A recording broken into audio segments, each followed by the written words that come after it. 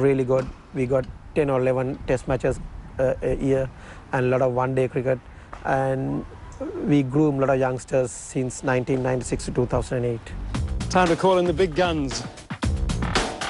Hello, Patty. TV shoot. He's about to bowl to me and he's on the phone. I don't think he's taking this quite seriously enough. Does he know what he's up against? Oh.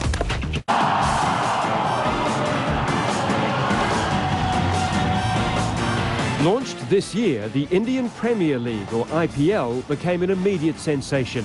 Mixing big cricket names with Bollywood glamour, the league sees teams play 20 overs each over 3 hours for prime audiences. Sony snapped up the TV rights for $1 billion. And sanath Jayasuriya himself was paid nearly $1 million. I want to talk about the future of cricket. It is changing right before our eyes at an extraordinary pace. How do you, as an insider, someone within it, how do you feel about the changes? For public to come and watch this game, you need few changes. So when 2020 comes up, it's about 3 hours of cricket. So it come in the evening after office, you go to the ground, you enjoy your cricket maximum. Players have been playing all sort of shots. The bowlers will hit all part of the park. So it kind of different things now. So I think the IPL is good, and it's good for cricket and good for the cricketers too. It's getting a lot of money. And at the same time, what I insist is the test cricket should not touch. It should not damage. Do you think the one-day game, the 50-over game, is going to be phased out? Yeah, it's going to be phased down because, you know, after the 20th over, and even the players feel sometimes, still another 30 overs to go. And do you think the IPL will become as internationally known, beyond traditional cricket countries, as, say, the English Premier League in football, that it becomes the headquarters of a world game?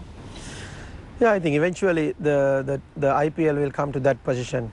It's already, everybody's talking about that. That's going to be like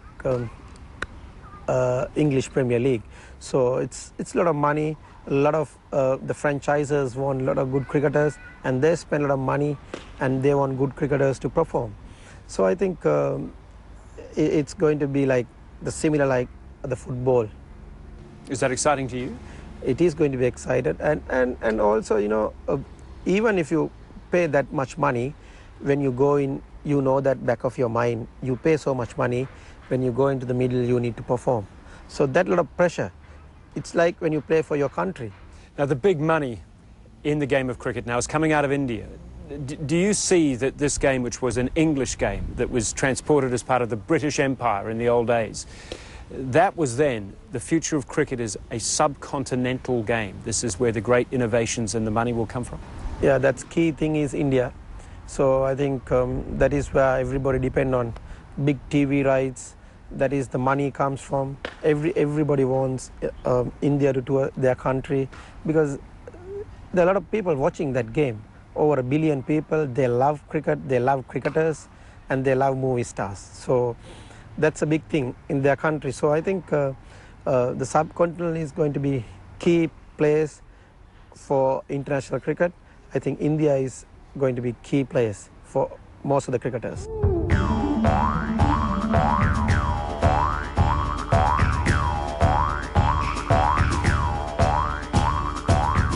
Alrighty, strap up. Last batsman in, just 250 to go for the victory. Time to call in the big guns. So here we are at the MCG. It is the Boxing Day test. Oh, I can't even carry the thing with all this battle rattle on. I want you to know I'm in very good form at the moment. I can see it with the shoes we were wearing. I should have done up my shoelaces, shouldn't I, before I put on these things. What are you thinking of when you're walking out in the middle, especially as an opener? You have a little, you know, in your stomach. I can feel it now.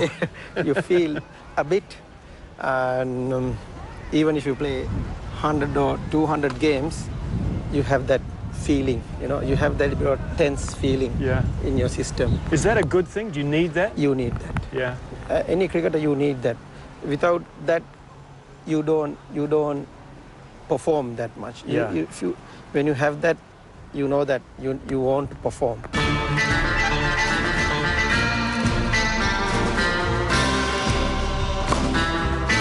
So I'm not going to put that much spin today for you. Oh, rubbish. Give us your worst.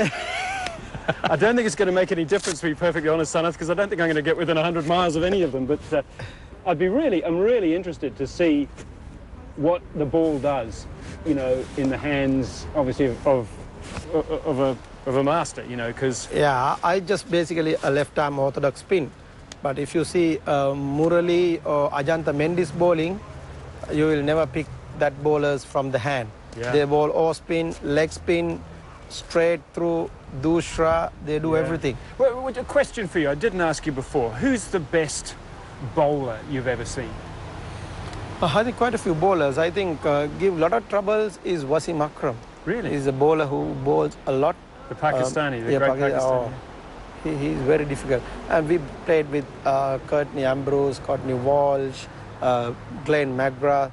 They've been top-class bowlers, especially McGrath.